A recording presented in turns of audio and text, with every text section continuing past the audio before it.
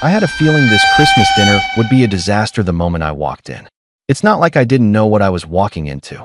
It's always the same. But this year, I was determined to hold it together, despite everything. Let me introduce myself. I'm Maya, the youngest of 4 siblings. But being the youngest has never meant anything sweet or cute in my family. If anything, it's always been the reason they talk down to me. I'm used to it at this point. I'm 28 now, but to them, I'm still the baby. I don't have a husband or kids like my older siblings, but I've been successful in other ways. I have a career I'm proud of, a small but loyal group of friends, and a sense of independence they can't seem to grasp. For them, it's always been about marriage and kids. Nothing else matters. Christmas dinner was always a big deal for our family. It's one of the few times of the year when we all gather at my parents' house, which is this massive, old Victorian place that's been in the family for generations. It's a house that looks perfect for family photos, but is a nightmare to clean. I'd always hated the place. It's cold and distant, just like my parents. But it's tradition, so every year, I go. Even though I'd rather be anywhere else, I go. Because, family. I showed up just after everyone else. My oldest brother, Chris, was already there with his wife and 3 kids, loudly setting up the table as if they owned the place. Then there was Amy, my sister, with her husband and their baby. Always perfect, always polished, always showing off their ideal life. My parents were in the kitchen, bustling around, acting as if they had everything under control while managing to make everyone feel like they were still 5 years old. As usual, I slipped in quietly, hoping to avoid the drama that was sure to unfold. When my mom saw me, her face lit up with that fake smile she always wore. The kind that made me feel like I wasn't really welcome, but I was tolerated for the sake of the holiday. "Maya, sweetie," she said, giving me a hug that felt more obligatory than affectionate. "So glad you could make it. Go ahead and grab a seat." I barely had time to respond before my dad called from the other room, his voice booming with that authority he used when he wanted to remind everyone he was still the man of the house. "Dinner's about ready. Chris, Amy, get the kids situated, please." I stood there for a moment, not sure what to do. I wanted to say something, but it was Christmas. I didn't want to make a scene yet. That's when my mom, in that subtle way she had of making everything feel like a lesson, spoke again. "Maya, why don't you sit at the kids' table? We've got a special spot for you there, with the cousins." I froze. I couldn't believe it. My mom, with her sweet, saccharine tone, had just asked me to sit at the kids' table, the one they set up every year with a mismatched array of chairs, paper plates, and half-hearted decorations. I glanced over to the dining room. The adults' table was set up beautifully, with fancy china, glasses of wine, and candles that gave the whole thing an elegant, grown-up vibe. There, at the head of the table, was my dad, looking as smug as ever, surrounded by my married siblings. No room for me, though. I looked back at my mom, trying to hold back the anger bubbling inside me. I could feel the familiar sting, the one I always got when they tried to remind me that I wasn't good enough in their eyes. It wasn't the first time they'd made me feel small, but this was different. This wasn't just a little comment or a side eye. This was deliberate. They knew what they were doing. I forced a smile, but it didn't reach my eyes. "Sure, Mom. Thanks," I said, trying to keep my voice steady. She smiled, too, but there was something in her expression, something that said she didn't really care about how I felt. This was all about keeping up appearances, making sure everything was perfect. I don't think she even realized how much it hurt to be dismissed like that. Without saying another word, I walked over to the kids' table, my stomach turning with every step. It wasn't like I expected anything better, but for a second, I thought maybe, just maybe, they'd treat me like an adult.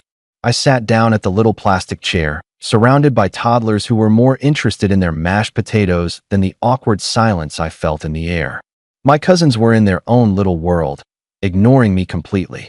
I stared at the plates in front of me, sloppy, unappetizing. It was like they didn't even try to make it look good. I could have sworn I saw one of the toddlers drop a chunk of broccoli under the table, and I wanted to scream. That was when it hit me.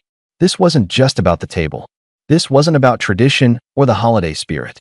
This was about them seeing me as less than. They weren't even trying to hide it anymore. And in that moment, something inside me snapped. I stood up quietly, the weight of the decision pressing on me. I didn't need to say anything.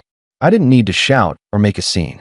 I just grabbed my coat, slung it over my shoulder, and walked straight for the door. As I opened it, my mom's voice called out, almost too late. "Maya? Where are you going?" she asked, her voice now laced with confusion and a hint of irritation. I didn't look back. "I'm leaving," I said, my voice cold. "Enjoy your dinner." The door slammed behind me. The cold air hit me like a wave, but I didn't care. My car was parked just down the street, and I was out of there, the sound of my parents' frantic calls fading in the distance. I drove for hours, aimlessly, until I finally ended up at a quiet diner, sitting in a booth by myself.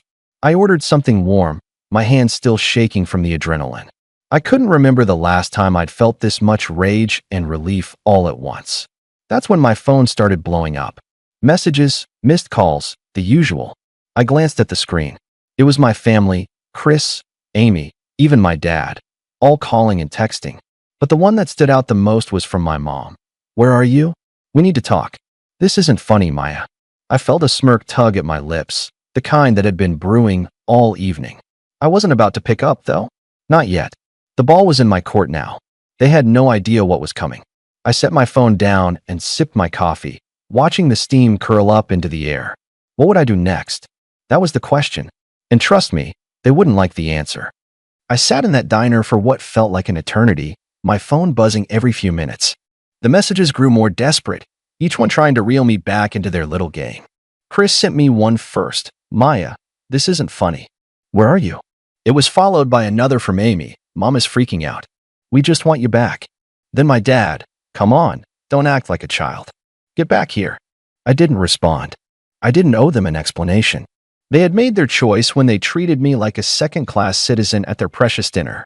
All I had wanted was to be treated like an adult. But instead, they had decided I was still the baby who needed to be tucked away with the toddlers. After about an hour, I finally picked up my phone to check the messages again. The tension was starting to feel thick, like they were starting to realize I wasn't going to just roll over. Then, my mom's text popped up, and it made my stomach twist. "Maya, I don't understand why you're doing this. Your siblings are concerned, and this is ruining Christmas. Don't make this about you. You're being selfish." I stared at the message for a moment, feeling a wave of anger rise again. Selfish? They were the ones being selfish. The whole night had been about their image, their expectations. I had been nothing but a piece in their little puzzle of perfection. But to her, I was the problem. Typical. I didn't know whether I was supposed to laugh or cry at this point. Instead, I just hit the block button on her number. She wasn't going to manipulate me into feeling guilty. Not this time. I took a deep breath, trying to center myself. This wasn't just a knee-jerk reaction. I had a plan. I had been wronged by every single one of them. And tonight, I was going to make sure they knew just how much they messed up. Later that evening, after I had finished my meal and the adrenaline had worn off a bit, I decided it was time. I pulled up the family group chat, where they usually all vented about everything and anything. There were already a dozen messages about me. This is ridiculous. She's acting like a child. What's the big deal? We didn't mean it like that. I think she's just overreacting. I scrolled through them, my fingers itching. I knew I could just ignore it, but that would have been the easy way out. No, I needed them to feel it. I needed them to understand that their treatment of me had consequences. I started typing, slowly at first, but then my words picked up speed. It wasn't just about tonight. It was about everything they had done to me over the years. You guys don't get it, do you? You really don't. This isn't just about a seat at the table. It's about how you've treated me my entire life. Like I'm not good enough. Like I'm invisible unless you need something from me. I'm the only one who doesn't get praised for following the same script you all did: get married, have kids, play the game. But I've built my own life, and I'm doing just fine, so maybe it's time you all recognize that. I paused before hitting send, letting the weight of my words sink in. For the first time in forever, I felt like I had control over the situation. I wasn't begging for their approval anymore. I wasn't going to be their little project. I pressed send. It didn't take long for the messages to flood in. My phone pinged over and over, each message more frantic than the last. The first one was from my dad. "Maya, this is ridiculous. You're being dramatic. Get over yourself." Amy quickly followed. "You can't just leave like that and not expect everyone to be upset. What did you think was going to happen?" Chris chimed in. "We didn't do anything wrong, Maya. You need to calm down and come back before we're all ruined by your tantrum." Each message hit harder than the last. They still didn't get it. They were still trying to pin it on me. still making it my fault that they treated me like garbage. I didn't respond. Instead, I did something I've been thinking about for a while now. I opened up the Photos app on my phone and started scrolling.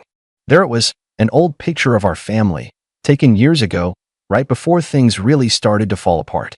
A perfect Christmas photo, with everyone smiling and happy. Everyone except me, that is. I was there, of course, forced into the picture like an afterthought. But I knew the truth behind the smiles. I knew what had been said, what had been implied, all those years. I took that photo and, without hesitation, posted it in the family group chat. But this time, I added a caption. Here's to the perfect family, always making sure the youngest one knows their place. Then, I turned off my phone. I let the silence settle around me, feeling like I was finally free from their chains. I didn't know what would happen next, but I didn't care. They had pushed me too far. And now, I was done. I didn't check my phone for hours. It was almost surreal, sitting there without the constant buzzing and pinging from their desperate texts. The silence was oddly calming, and I felt a sense of peace that I hadn't felt in years. For once, I wasn't the one trying to appease them. I stayed up late, just thinking. I knew what they'd be saying behind my back, even though they didn't have the nerve to say it to my face. My siblings, especially Chris, probably thought I was overreacting, thinking I was just being the drama queen of the family again. But I wasn't. I was done playing the role they had written for me, and if they couldn't understand that, well, I'd let them deal with the fallout. Eventually, I plugged my phone into charge and, with a sigh, checked it again. The notifications were as relentless as I expected. Dozens of missed calls. Texts that ranged from angry to apologetic, but all of them coded in an underlying frustration. I scrolled through them all, reading their words with a sense of grim satisfaction. They were unraveling, and I wasn't going to make it easy for them to put everything back together. My mom's text was the longest. I don't know what's gotten into you, Maya. You're acting like this is about us when it's really about you. You can't just run away from your family like this. You're tearing us apart. Please come back. Christmas is ruined without you. This isn't who you are. There it was, the guilt trip. The attempt to twist the situation so that I was the bad guy. They always did this, made me feel like I was the one causing trouble for wanting to be treated like a grown-up. Then, my dad's message. This is childish. We need to talk about this when you calm down. And of course, Chris, if you think walking out of the dinner was going to make a statement, you're wrong. You're making it worse. You owe us an apology. An apology? For what? For standing up for myself for once? For demanding to be seen as an equal in a family that only valued me when it suited them? No, I wasn't apologizing for anything. But then, there was Amy's message. It was different from the others. It wasn't angry or demanding. It was almost pleading. Maya, I know you're upset, and I understand why. But this isn't the way to fix things. You're my sister, and I love you, but you're pushing everyone away. Please, just come home. We can talk about this. It's Christmas, for God's sake. I stared at her words for a while. I had always been close to Amy. She was the one who used to defend me when the others would gang up on me as a kid. But now, I wasn't sure if I could ever trust her again. Not after everything she had let slide, everything she had silently endorsed when she knew it was wrong. I took a deep breath, my thumb hovering over the screen. I wanted to respond. I wanted to explain to her that I wasn't being a diva or causing drama, that I was standing up for myself, that I was tired of being treated like the perpetual child in the family. But I didn't. Not yet. Instead, I typed out a short reply. I'll think about it. I sent it and set my phone down, feeling a pang of guilt. But I shook it off. I knew I couldn't go back to that table, not without a serious change in how they viewed me. And I wasn't about to let them brush this under the rug like it was nothing. The next morning, I woke up to even more messages. Some were from family friends, asking where I was. They were genuinely concerned, but I didn't feel like explaining myself to anyone who wasn't part of the problem. And then, of course, there was a barrage of calls from my mom. But there was one message that stood out. It was from Amy again. Maya, I've been talking to Chris and Mom. They're really upset, and honestly, so am I. We're a family. You can't just isolate yourself from us like this. If you don't come home soon, it's going to get worse. Please don't make this more complicated than it has to be. More pressure, more manipulation, and still no understanding of what I was going through. They weren't hearing me. They weren't listening. I knew what they were doing, what they always did. They were trying to guilt me into coming back, trying to make me feel like the one causing all the problems, when in reality, it was their refusal to see me as anything more than the youngest child that had been the problem all along. I picked up my phone, opened the group chat, and stared at the screen. My fingers hovered over the keyboard as I debated what to say. I wanted to make my stand, to make them understand exactly why I was done with their treatment of me. But the truth was, I wasn't sure I was ready to go back yet. Not until I was certain they had changed. Until I was certain they saw me for who I really was. And then, my phone buzzed again. This time, it was from my dad. "Maya, we need to talk. You can't just keep running away. You're going to regret this." It hit me like a ton of bricks. The same words, the same manipulative guilt trip. I could feel the tension building, like the walls were closing in around me. But I didn't respond. Not yet. The day dragged on, and with every hour, I felt the pressure of their texts, their calls, their attempts to reel me back into their orbit. But no matter how many times my phone buzzed, I kept my distance. I had made my choice, and I wasn't about to let them bully me back into the role they had cast me in. As evening approached, I found myself sitting alone, staring at the empty chair across from me, where I would have been sitting if I had gone back. A part of me, an old part, wanted to give in, to go back and make nice. It was Christmas, after all. A time for family, for togetherness. But I couldn't shake the feeling that if I went back now, it would be like admitting I wasn't worth fighting for. That all those years of being pushed aside were just fine. That they were right, and I was just being dramatic.